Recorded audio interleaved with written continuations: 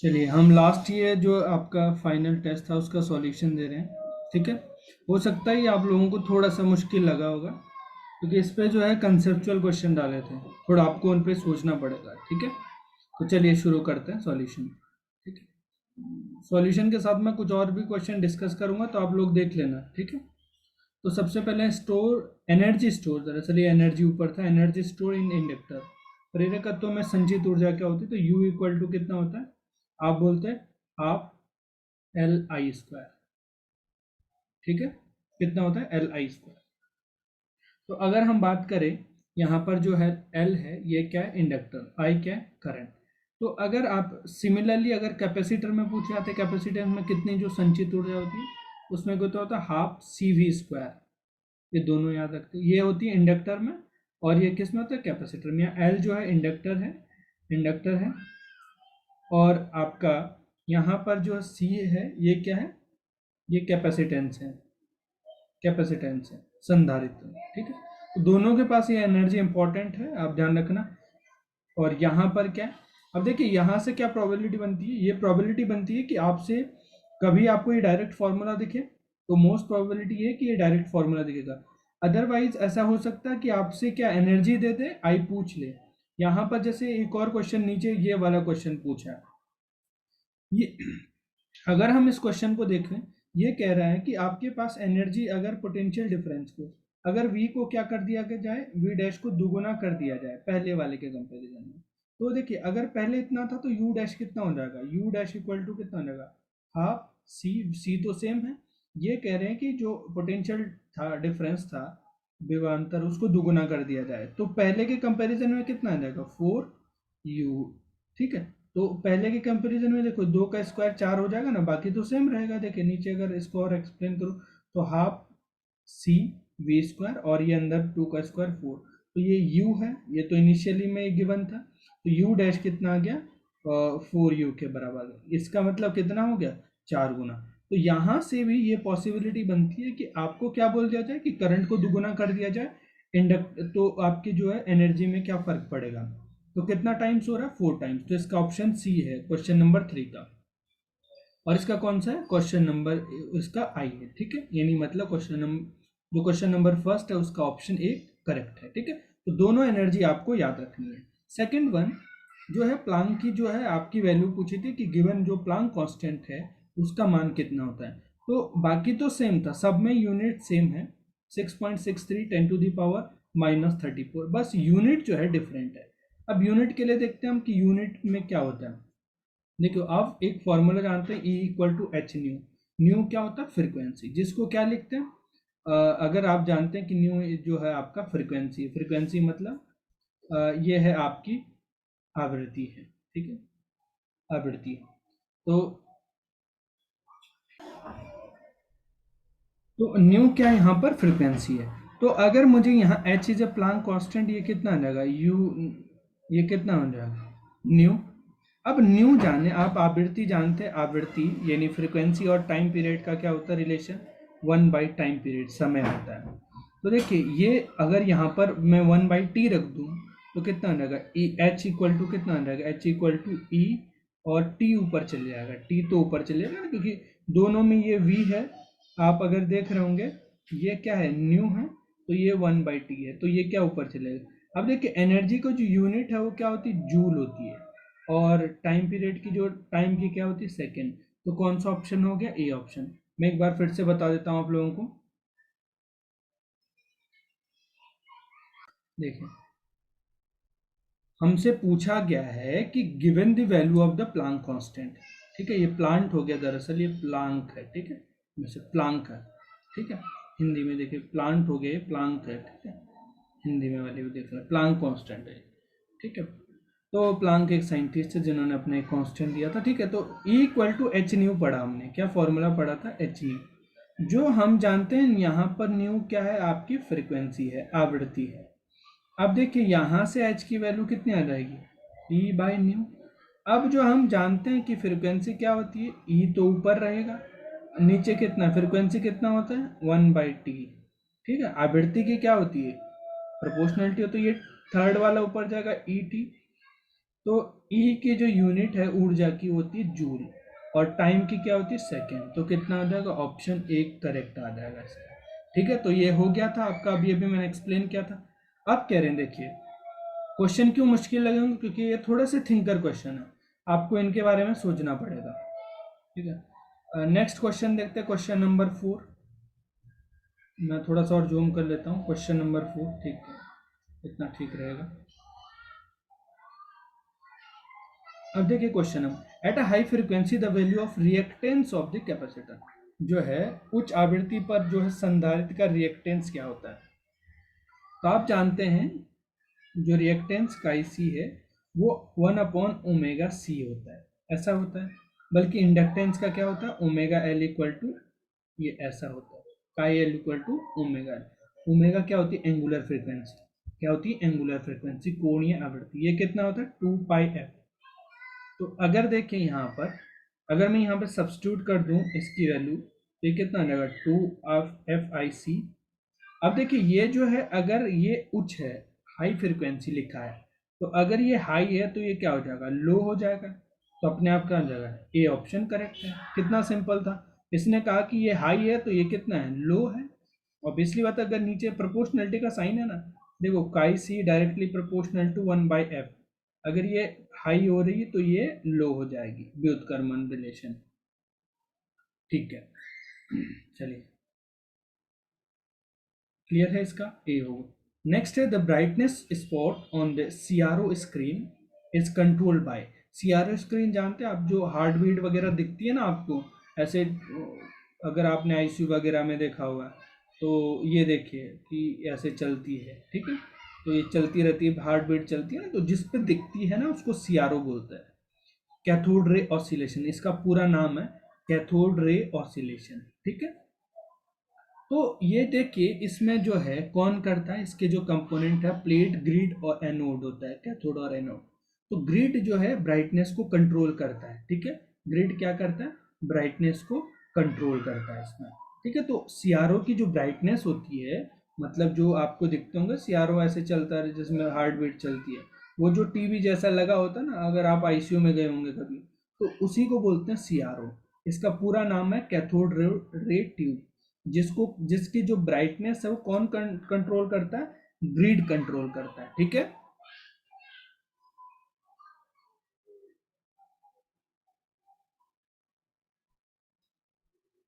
Now next question है, the quantity of del gradient of क्या है, ये देखिए, sorry, del V upon del R, इसको क्या बोलते हैं, तो इसको बोलते हैं पोटेंशियल ग्रेडियंट। क्या बोलते हैं इसको, पोटेंशियल ग्रेडियंट। तो 6 का कौन सा हो गया, डी ऑप्शन हो जाएगा। ठीक है, तो नेक्स्ट है आपका, इसको तो हमने उसमें भी पढ़ा था, इलास्टिसिटी विस्कोसिटी में। ठीक है, नेक्स्ट है आपका, कौन सा जो है धारा, देखिए अगर जिन्होंने पढ़ा होगा लास्ट में, ये तो बिल्कुल नहीं हो सकता, क्योंकि ये रिलेशन होता है आई ई, ये याद रखना हमेशा, आई बी प्लस आई सी, ये होता है। ठीक है, टोटल करंट, इमीटर के पास कितनी करंट है, बेस के पास और कलेक्टर के पास। अब देखिए इसको बोलते हैं करंट गेन, तो ये किसके इक्वल आ जाएगी, देखिए जो बीटा आता है वो कॉमन इमीटर में आता है। किस में आता है, कॉमन इमीटर में, जिसमें कितने का फेज होता है, 180 का फेज होता है। ठीक है, तो अगर कॉमन इमीटर की बात करें, कॉमन इमीटर मतलब ऐसे ही ऐसा जिसमें जो क्या है, अगर हम बात करें जो इमीटर होता है ना कॉमन है, मतलब देखिए ये जो है आपका ऐसा होता है, ये जो है ये बेस है और ये कलेक्टर है और ये इमीटर है। ठीक है, तो आपका जो है ये दोनों के लिए कॉमन है, इसके लिए भी और इसके लिए भी, इसलिए कॉमन बोलते हैं उसको। ये जो जंक्शन है इसको बोलते हैं, देखिए ये जो है बीई जंक्शन है, ये देखिए अगर यहाँ की बात करें तो इन यहाँ पर क्या होगा, दोनों के लिए कॉमन एमीटर, तो इसमें बीटा गेन होता है। तो बीटा गेन धारा लाभ गेन देखे तो ये इसका मतलब आउटपुट अपॉन इनपुट, ऐसा पहचान है, आउटपुट अपॉन इनपुट। तो आउटपुट कितना है, देखो आउटपुट यहाँ मिल रहा होगा कहीं ना कहीं, तो आउटपुट तो आई सी है। इनपुट क्या है, क्या आई ई आई सी है, ये तो पहला ऐसे ही गलत हो गया, क्योंकि आउटपुट आपको पता आई सी के पास है, तो इनपुट क्या आई बी है।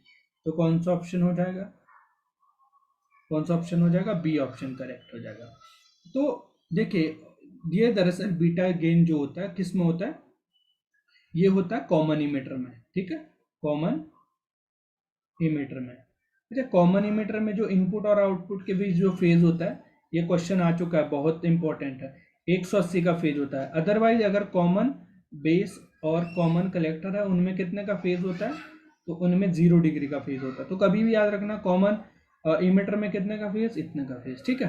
अब दूसरा आता है, अगर देखिए 180 का फेज आता है, ठीक है। अब देखिए तीसरी चीज है जो हम जानना चाहते हैं, जो अल्फा होता है ना, एक करंट गेन होता है, वो किस में आता है, कॉमन बेस में आता है, कॉमन बेस में।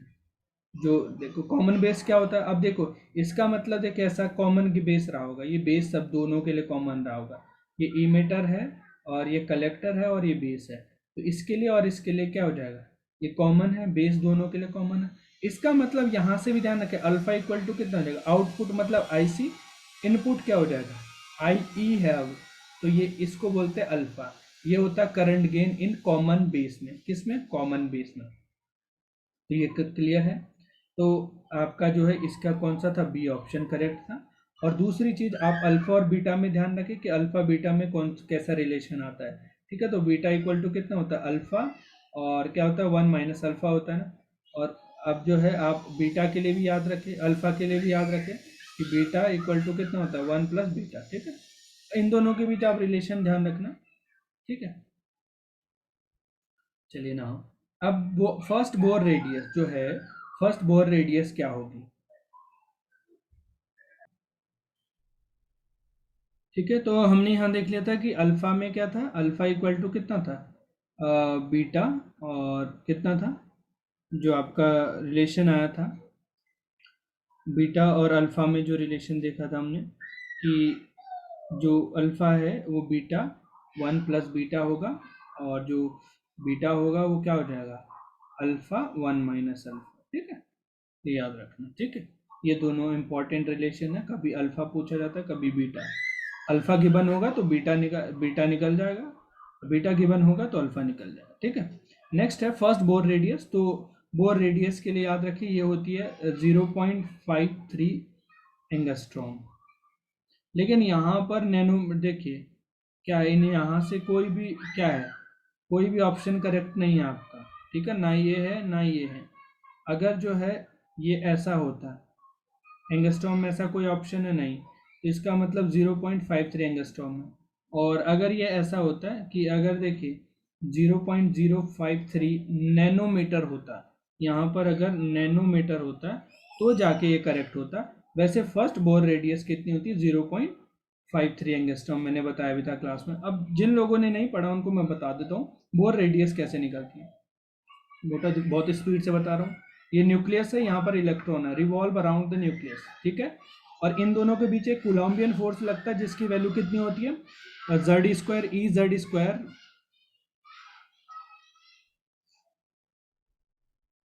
अब देखिए यहाँ पर क्या होता है, कूलम्बियन बल जो है किसके इक्वल हो जाता है, कूलम्बियन फोर्स जो है सेंट्रीपिटल फोर्स के इक्वल हो जाता है।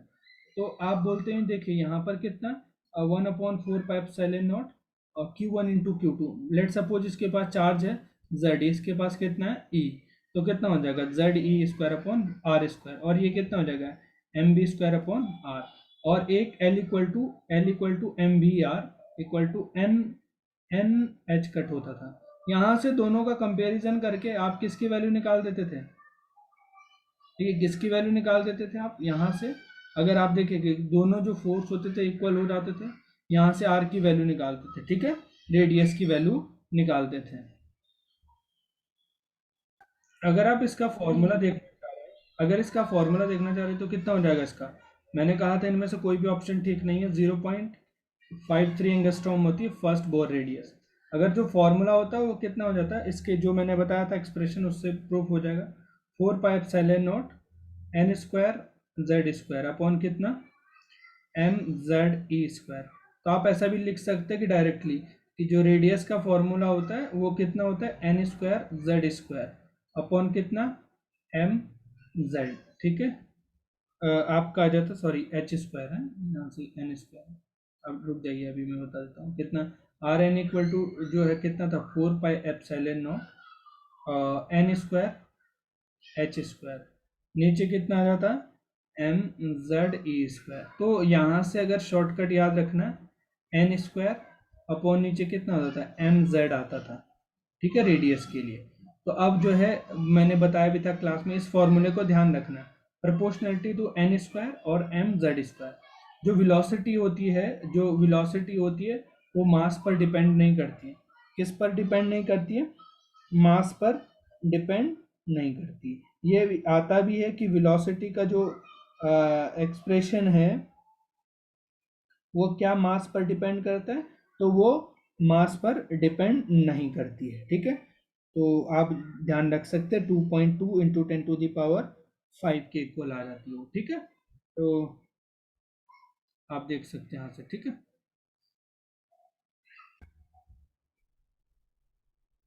तो आप देखिए यहाँ पर जो वेलोसिटी का फॉर्मूला आता है वो ई स्क्वायर, देखिए इक्वल टू ई स्क्वायर कितना, 2 एप्सिलॉन नॉट NH। आप यहाँ से ऐसे भी बोल सकते हो वी एन इक्वल टू कितना आ रहा था, आप बोलते हैं यहाँ पर कितना, जो अगर आप वेलोसिटी की देखते हैं तो कितना हो जाएगा वेलोसिटी, 1/n के इक्वल आ जाती थी यहाँ पर, ठीक है, ये हो जाता था, ठीक है।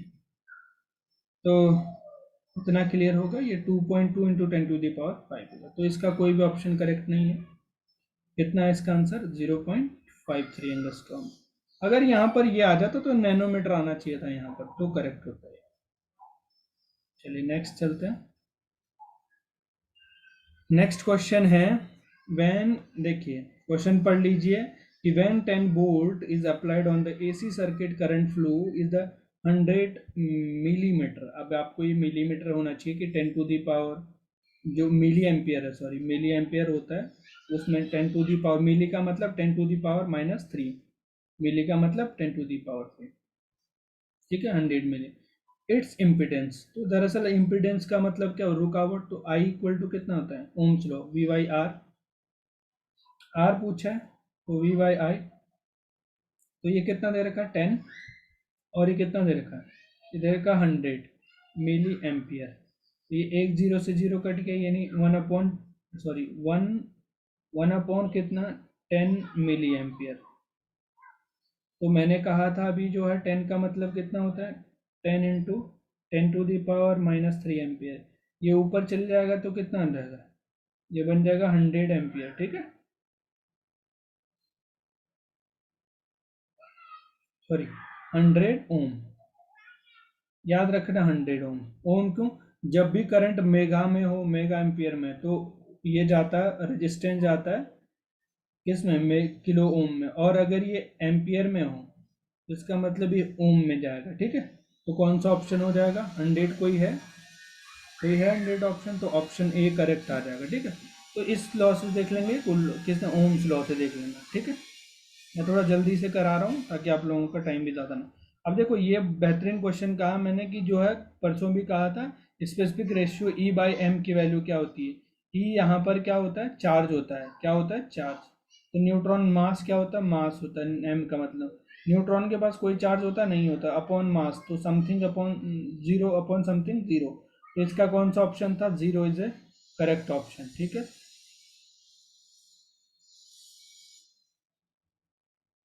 अब देखिए क्या कहा था हमने, कि देखिए कि gamma rays emitted from the radio active element having speed. तो हमने कहा था जो गामा रे होती है वो एक फोटोन होता है। फोटोन मतलब क्या होता है, स्पीड ऑफ लाइट होती है, speed of photon, speed of light. अब स्पीड ऑफ लाइट क्या होती है, कितनी होती है, 3 × 10⁸ मीटर पर सेकेंड। तो कौन सा ऑप्शन है, option C is the correct answer.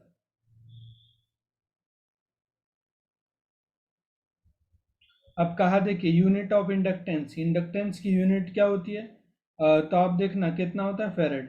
और जिनको नहीं पता तो आप लोग यहाँ से भी निकाल सकते हैं इंडक्टेंस की, ठीक है। इंडक्टेंस यू इक्वल टू कितना कहा आपने, ½ LI², ठीक है। तो यहाँ से एल की वैल्यू कितनी निकल जाएगी, कितनी निकल जाती है, यहाँ से हो जाएगी U/I²। यू का क्या होता है एनर्जी का, जूल, ठीक है। एम्पियर, एम्पियर स्क्वायर, तो इसको ही क्या बोलते हैं, आप बोल सकते हैं, या किससे निकालिए, 5 से निकालिए। 5 कितना होता है, कितना होता है, LI। हाँ, तो देखिए इसका कितना होता है, वेबर पर ये हो जाएगा इसका कितना, फ्लक्स का क्या होता है, वेबर होता है ना, तो वेबर पर एम्पियर क्या हो जाएगा, फेरेड होता है, ठीक है। सॉरी, इसका फेरेड होगा या हेनरी होगा,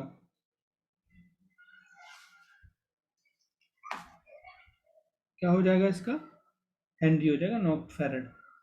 फेरेड नहीं, Henry is the correct answer. इसको क्या बोलते हैं आप देखते भी है कि क्या है।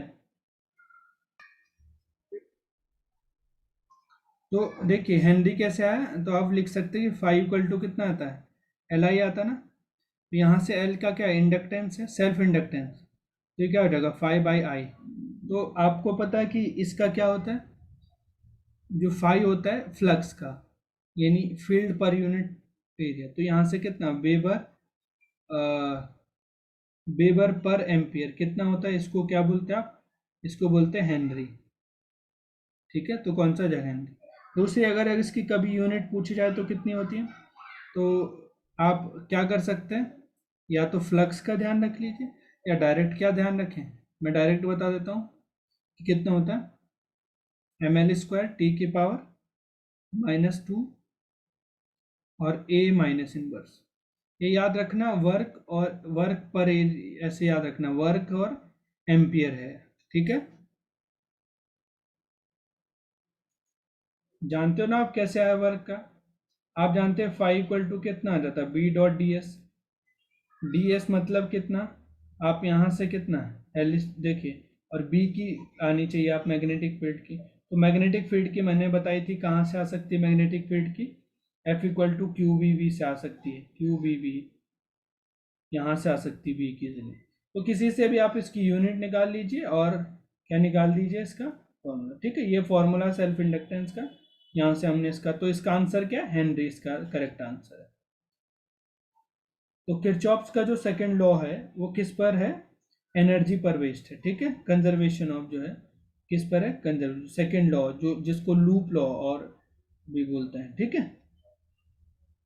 चलिए नेक्स्ट है, देखिए ओपेम जो है ऑपरेशनल एम्पलीफायर जिसको बोलते हैं, उसका जो है इनपुट जो है इम्पिडेंसेस कैसा होता है, तो इनपुट इम्पिडेंसेस जो होता है हाई होता है, ठीक है। एक चीज याद रखना, देखो देखिए आई इक्वल टू कितना, वी बाई आर, ये समझिए कॉमन सा यूज करना हमको। एम्पलीफायर का मतलब क्या होता है, सबको पता है, बढ़ाना। इसका मतलब अगर ये हाई रहेगा, लेकिन एम्पलीफायर का मतलब छोटा सा बोलो और आपको ज्यादा मिले, वहां पर ज्यादा ऊंची आवाज में मिले, तो इसका मतलब जब ये हाई होगा तो ये लो होगा। तो ऑपरेशन एम्पलीफायर क्या करता है कि लो इनपुट इम्पिडेंस को हाई इनपुट इम्पिडेंस में मिलती है, मतलब जो स्टार्टिंग में करंट, देखो रेजिस्टेंस ज़्यादा तो करंट कम, सीधी सी बात है। तो इसीलिए जो ऑपरेशन एम्पलीफायर का जो इनपुट है, यहाँ पर क्या होता है, जो इम्पिडेंसेस होती है वो हाई होती है, ताकि आपको कम बोलने की जरूरत पड़े। अब ऐसा ना हो कि देखो अगर आउटपुट इम्पिडेंसेस, ये जो करंट बहुत ज़्यादा आवश्यकता पड़ती है आपको बोलने की, और लास्ट में छोटा सा सुनाई देता है, ये तो एम्पलीफायर का काम नहीं है। एम्पलीफायर का मतलब होता है प्रवर्धक, बढ़ाना, कोई भी एम्पलीफायर है। इसका मतलब रुकावट ज्यादा होगी तो इसकी कम जरूरत पड़ेगी, आपने हेलो किया आराम से, ऑपरेशनल एम्पलीफायर ने उसको एम्पलीफाई कर दिया। तो इनपुट इम्पिडेंसेस कैसी होनी चाहिए, हाई होनी चाहिए, ताकि आपको करंट की कम आवश्यकता हो, और आउटपुट इम्पिडेंसेस हो तो आई इक्वल टू आपको बहुत ज्यादा मिलना चाहिए। अब रुकावट कम होनी चाहिए आउटपुट में, और यहाँ पर ज्यादा होनी, तो आउटपुट में क्या होते हैं, आउटपुट इम्पिडेंसेस वो लो होती है, ठीक है, क्योंकि आपको देखिए करंट ज्यादा चाहिए ना, तो ये रुकावट लो होनी चाहिए। और इनपुट में कौन सा, तो अकॉर्डिंग टू क्वेश्चन इसका कौन सा आंसर है, इसका high is the correct answer.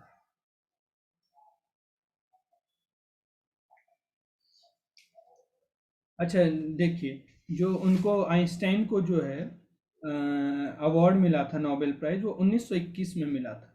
कब मिला था, 1921 में। आपको क्या मिला था, इनको क्या मिला था, अवार्ड मिला था। इनको जो है नोबेल प्राइज कब मिला था, 1921 में, किसके लिए, फोटो इलेक्ट्रिक इफेक्ट के लिए मिला था। फोटो इलेक्ट्रिक इफेक्ट जो दिया था इन्होंने, प्रकाश विद्युत प्रभाव, उसके लिए इन्होंने क्या, इनको क्या मिला था, नोबेल प्राइज मिला था। देखिए नेक्स्ट क्वेश्चन है कि आपका जो है क्वेश्चन नंबर 16 है कि क्या पूछा गया आपसे, the energy of fourth orbit of hydrogen atom. तो मैंने कहा था ई एन इक्वल टू कितना, -13.6 Z square upon n square. तो जेड तो 1 है हाइड्रोजन के लिए, जेड की वैल्यू तो 1 हाइड्रोजन के लिए, तो ई की वैल्यू ई जो एन हो जाएगा वो कितना, -13.6 अपॉन एन। कौन सी ऑर्बिट का पूछा, फोर्थ ऑर्बिट का, तो -13.6 और फोर्थ का कितना हो जाएगा, 4 का स्क्वायर, डिवाइड कर दीजिए तो आपका ये वाला ऑप्शन आ जाएगा माइनस में। ठीक है, इतना सिंपल ये फॉर्मूला, कहा था मैंने इसको ध्यान रखना, तो कहाँ से पेपर मुश्किल था, पेपर तो बहुत इजी था।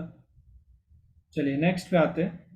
ईसीजी में ECG recorded the voltage between the point of human skin generate by the electric process in the heart. ठीक है, तो क्या नापता है, रिकॉर्ड करता है वोल्टेज किस किस के बीच, ह्यूमन के स्किन जन, ठीक है, स्किन के जो कि इलेक्ट्रिक प्रोसेस के द्वारा जनरेट होती है। तो इसका कौन सा ऑप्शन है, option C is a correct answer. Next चलते हैं। करंट कैरिंग जो है, करंट कैरिंग सोलेनोइड है, एन टर्न है, तो उसकी यूनिट क्या हो जाएगी। किसी धारा वाली परिनालिका में जो करंट कैरिंग सोलेनोइड है, the N turns has unit क्या हो जाएगा। अगर हम देखें आई इक्वल टू कितना होता है, म्यू एन, देखिए अगर हम बी की बात करें, सॉरी मैग्नेटिक फील्ड कितना होता है सोलेनोइड के इनसाइड, म्यू एन आई। ठीक है, तो जो ये कह रहा है कि जो है आपका क्या हो जाएगा, यहाँ से ये देखिए वेरी वेरी इंपॉर्टेंट फॉर्मूला है, मोस्ट इंपॉर्टेंट, कि कोई सोलिनोइडल, सोलिनोइडल जानते हैं ऐसा कुछ होता है, और इसके बाद नंबर ऑफ टर्न्स होते हैं। ठीक है, फेरों की संख्या। तो कह रहे हो कि फेरों की संख्या जो एन है ये क्या है, यहाँ म्यू एन आई, ये तो आपको याद रखना ही रखना है। जो एन है होता है वो होता है number of turns per unit length. अब देखिए इसका कितना होता है 1/मीटर, तो कितना हो जाएगा मीटर इनवर्स, ये लेंथ मीटर होता है ना, तो कौन सा ऑप्शन हो जाएगा, C option is the correct answer. ठीक है, तो आपको नंबर ऑफ टर्न्स की यूनिट पूछी गई है। ठीक है, चलिए आगे चलते हैं। ना अगर हम नेक्स्ट चले,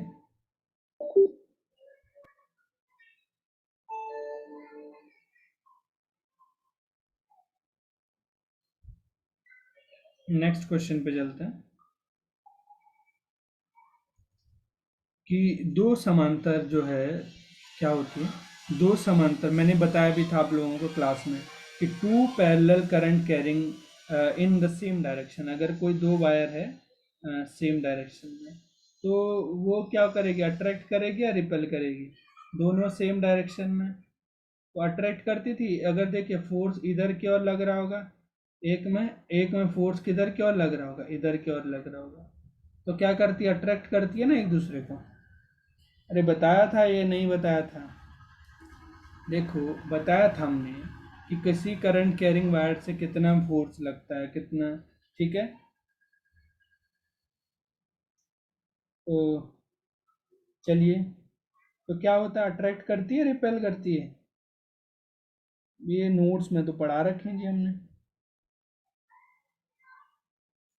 जब सेम डायरेक्शन में होता है एक ही दिशा में, तो ये अट्रैक्ट करती है, याद रखना। और अगर दोनों विपरीत दिशा में, एक इधर जा रहा है एक इधर जा रहा है, तो क्या करती है, रिपेल करती है, बस ये याद रखना। ठीक है, ये क्वेश्चन कराया हुआ मैंने, तो ये क्या कर रही है, अट्रैक्ट कर रही है, सेम डायरेक्शन में जा रहा है, तो दोनों चीज ध्यान रखना। नाउ आगे चलते हैं कि at a high frequency, at a high frequency current through a capacitor circuit, AC circuit will be. तो कैपेसिटर जो है हाई फ्रीक्वेंसी पे का करंट कितना हो जाएगा, अगर जो है एट फ्रीक्वेंसी जो है बात करें हम कि क्या होगा, तो देख लीजिए सीधी सी बात है कि साई इक्वल टू कितना, 1/ओमेगा सी, तो सी इक्वल टू कितना, 1/2 पाई एफ। इसका मतलब सी फ्रीक्वेंसी अगर हाई है, ये हाई है तो ये लो है, अगर इम्पिडेंसेस यानी इम्पिडेंसेस लो है,